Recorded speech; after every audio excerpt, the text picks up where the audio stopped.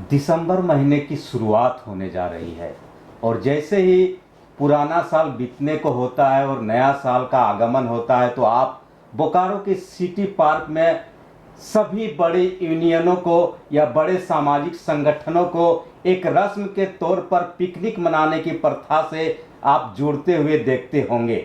लेकिन लंबे समय बाद Bokaro steel workers union INTUC Dadai गुट ने इस परिपाटी से अलग हटकर एक नई शुरुआत करते हुए बोकारो के वरीय समाज सेवी राजू सिंह को बोकारो स्टील वर्कर्स यूनियन के सचिव की जिम्मेदारी का बड़ा जिम्मेदारी सौंपी है।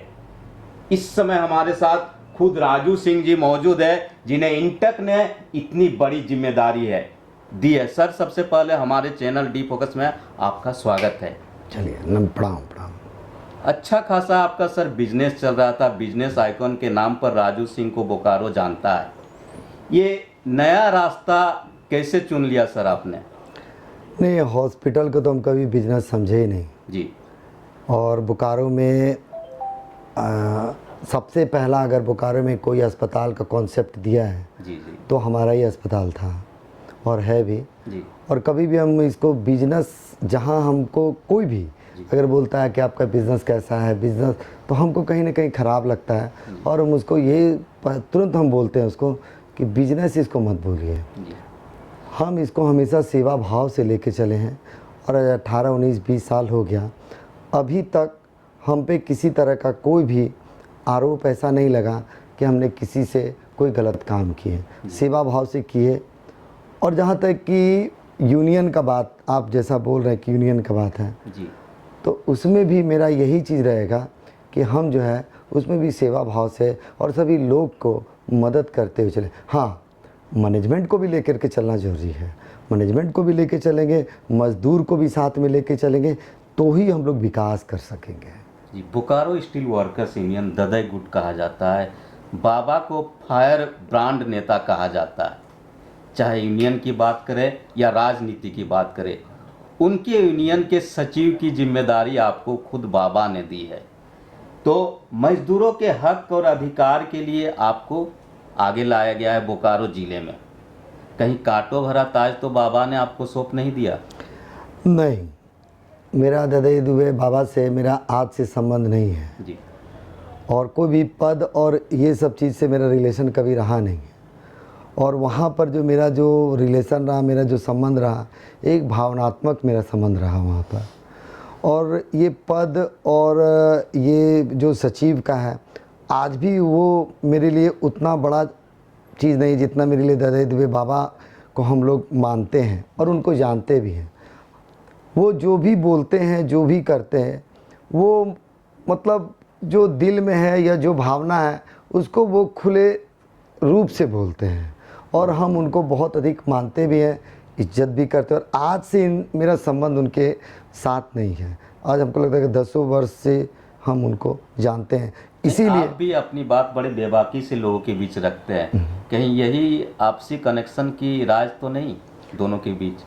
नहीं, तुम हमको जैसा आप समझिए उसके लिए हमको, लेकिन हमारे लिए एक चीज़, हम ददई दुबे को, बाबा को बहुत ज़्यादा मानते हैं। वहाँ का लोग का जो ये है कि आज तक हम कभी भी, हमको भी कहीं भी जाते हैं कहीं ऐसा सुनने को हमको कभी नहीं लगा किसी से ठग लिए या किसी से ले लिए या यूनियन में कोई सेटिंग कर लिए या कहीं मैनेजमेंट से बात कर लिए, ऐसा हमको कभी आज तक नहीं लगा। और यही सब चीज़ को देखते हुए हम बाबा के मतलब स्वभाव, नेचर, वहाँ के लोग से प्रभावित होकर के हम मतलब जुड़े हैं।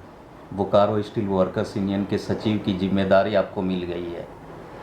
कहा जाता है कि जब भी बोकारो जिले की बात होती है और मजदूरों के हक और अधिकार की बात होती है तो लोग सिर्फ बोकारो स्टील प्लांट को ही टारगेट में रखते हैं कि इसी प्लांट के मजदूरों की, इसी प्लांट के कर्मचारियों की हक की बात करें।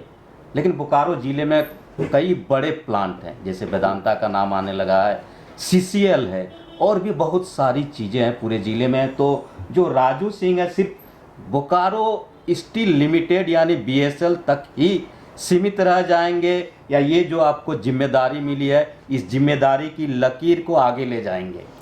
देखिए, हम आपको एकदम खुल के बताना चाहेंगे जी कि जहाँ तक कि आगे बढ़ने का बात है, जहाँ मेरे में सेवा भाव है, जी हम सबसे मिलजुल के काम करना चाहेंगे। तो हम क्यों नहीं इलेक्ट्रो स्टील में काम करेंगे, मेदांता में काम करेंगे, या जहाँ भी अगर मज़दूर को लगे कि हमारा आवश्यकता है वहाँ हम जाएंगे, करेंगे।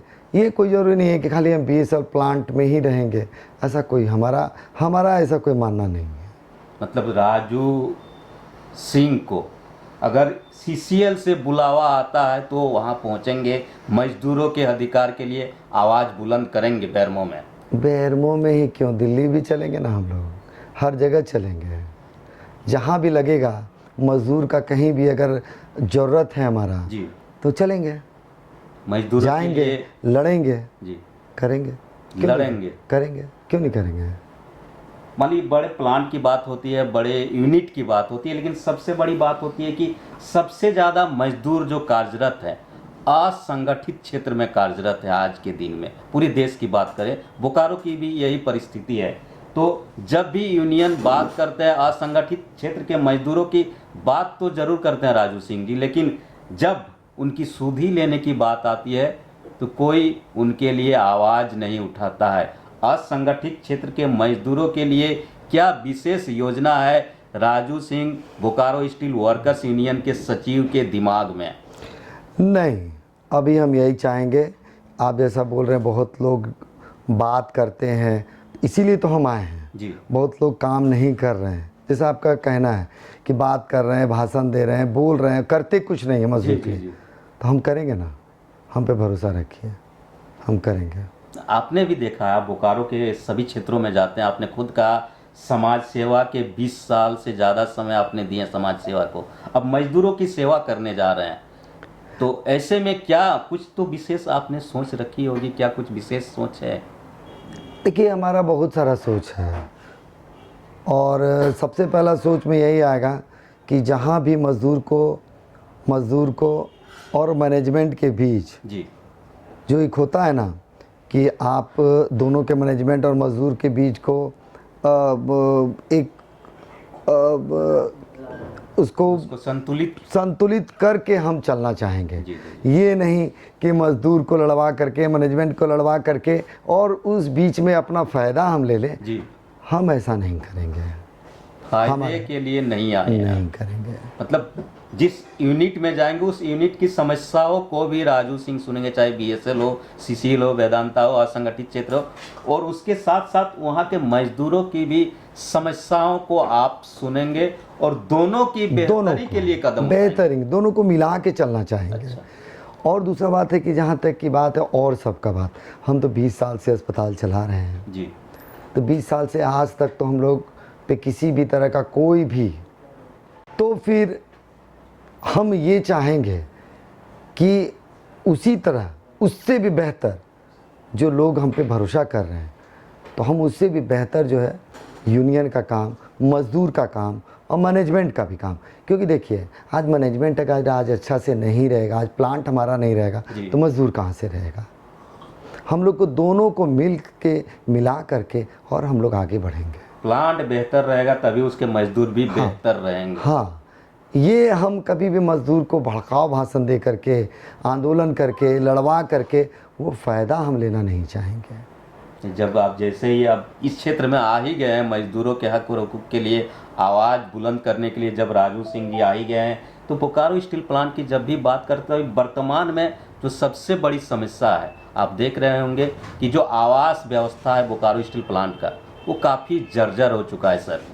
और ऐसे में आपके यूनियन की तरफ से तो बड़ी उम्मीद होती है कि बाबा का यूनियन है, तो ये जो जर्जर आवास की बात होती है, लगातार कई आप जनवृत्त क्षेत्रों में जाएंगे, सेक्टर्स में जाएंगे तो आवास गिर रहे हैं, तो इसके लिए क्या आपकी सोच है, क्या कुछ कदम उठाएंगे? देखिए आप शर्मा जी हमसे बहुत ज़्यादा उम्मीद चाह रही है, चीज़ हमको अच्छा लगा जी कि आप हमसे जो है ना जो पूछ रहे हैं, तो अभी हमको इससे भी बड़ा बड़ा काम करेंगे।